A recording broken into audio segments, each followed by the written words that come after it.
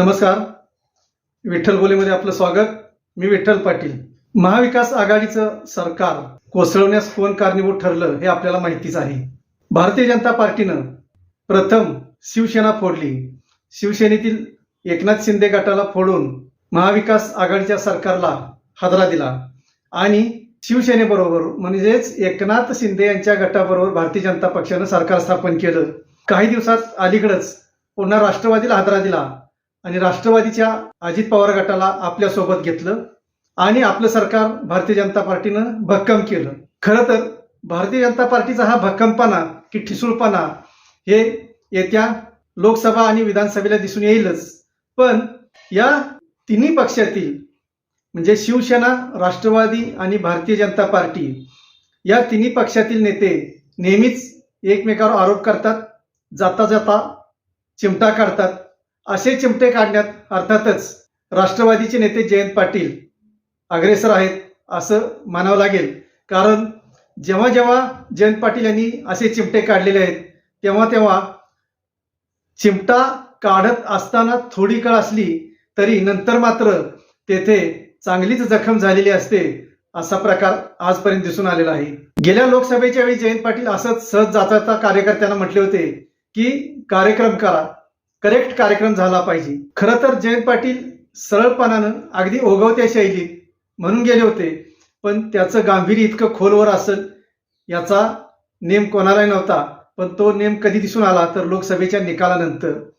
त्यांनी ज्यांचा कार्यक्रम करायला सांगितलं होता त्यांचा करेक्ट कार्यक्रम झाला आणि त्या कार्यक्रमाचा फायदा अर्थातच धैर्यशील माने यांना झाला. आता कार्यक्रम त्यांनी कोणाचा केला हे काही सांगण्याची गरज नाही, आपण सर्वांनी ओळखलेच असणार. म्हणजे एखाद्याचा कार्यक्रम करायचा असेल तर जयंत पाटील कसे करू शकतात हे ते एक उदाहरण. आता आजचा विषय असा की जयंत पाटलांबद्दल बोलायचं कारण काय तर 2 दिवसापूर्वी दसऱ्यानिमित्त जयंत पाटील इचलकरंजीमध्ये आले होते आणि इचलकरंजीमध्ये जो कार्यक्रम झाला, दसऱ्याचा कार्यक्रम झाला, त्या कार्यक्रमात जयंत पाटील म्हणाले, मागच्या वर्षी आमच्या मुश्रीफ साहेब इथे आले, त्यांनी रावण धरण्याचा उपक्रम केला. आता मुश्रीफ साहेबांना मुद्दामून रावणाच्या जवळ पाठवलेलं आहे, जरा मोठ्या प्रमाणात दहन करायला त्यांना मदत व्हावी म्हणून. खरं तर जयंत पाटील हे सहज आणि ओघवत्या शैलीतच बोललेले आहेत, पण त्यांच्या बोलण्यात गांभीर्य इतकं आहे की त्याचा जसा अर्थ काढावा तितका तो खोलवर जाऊ शकतो.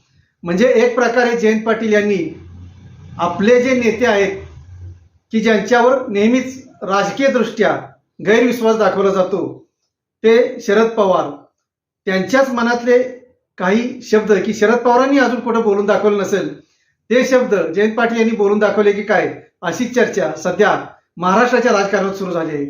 कारण जयंत पाटील म्हणाले म्हणजे अगदी शब्दशः तो अर्थ नसेल असेल हा भाग वेगळा, किंवा जे जयंत पाटील शब्दशः बोलले तो उच्चार असेल नसेल, पण एकूण त्यांच्या भाषणाचा रोख असा दिसून येतो की हसन मुश्रीफ हे अजूनही राष्ट्रवादीचे सर्वेसर्वा शरद पवारांची एकनिष्ठ आहेत आणि आम्ही सर्वांनी ठरवूनच अजित पवार आणि त्यांच्याबरोबरच्या काही जणांना भारतीय जनता पक्षामध्ये पाठवलं की त्यांनी जाऊन तो पक्ष पोखरावा.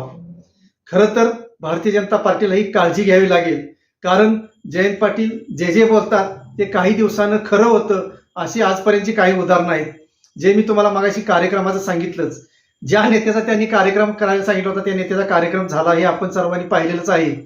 म्हणूनच जयंत पाटील जे म्हणलेले आहेत की हसन मुश्रीफ यांना राम म्हणून आम्ही भारतीय जनता पार्टीत पाठवलेलं आहे. आणि दुसरा एक याची बाजू आपण पाहिली तर आपण कसं याच्यावर विश्वास ठेवू शकतो हे एक उदाहरण दाखल घेऊ की हसन मुश्रीफ नेहमीच म्हणतात की माझा जन्म रामनवमी दिवशी झालेला आहे, मी रामाचा निश्चिम भक्त आहे.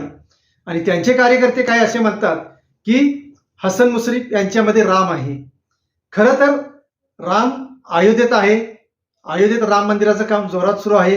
भारतीय जनता पार्टीच्या प्रत्येक कार्यकर्त्याच्या नसानसात राम आहे.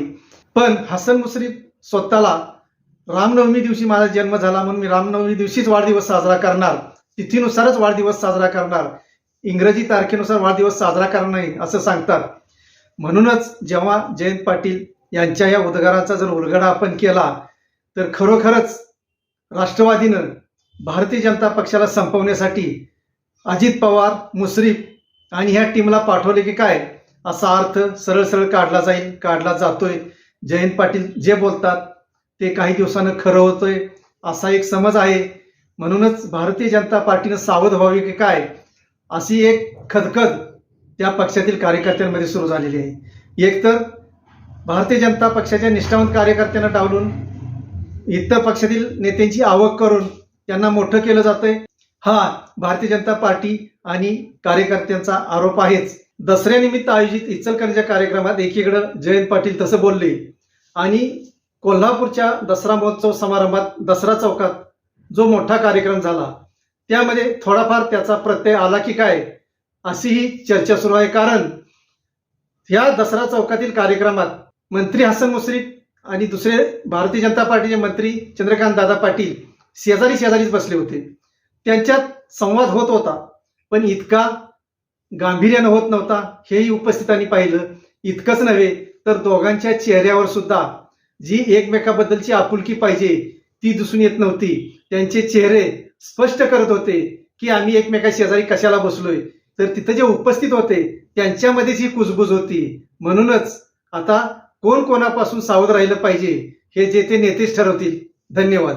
असेच नवनवीन विषय ऐकण्यासाठी लाईक, सबस्क्राईब आणि बेल आयकॉनवरती क्लिक करा.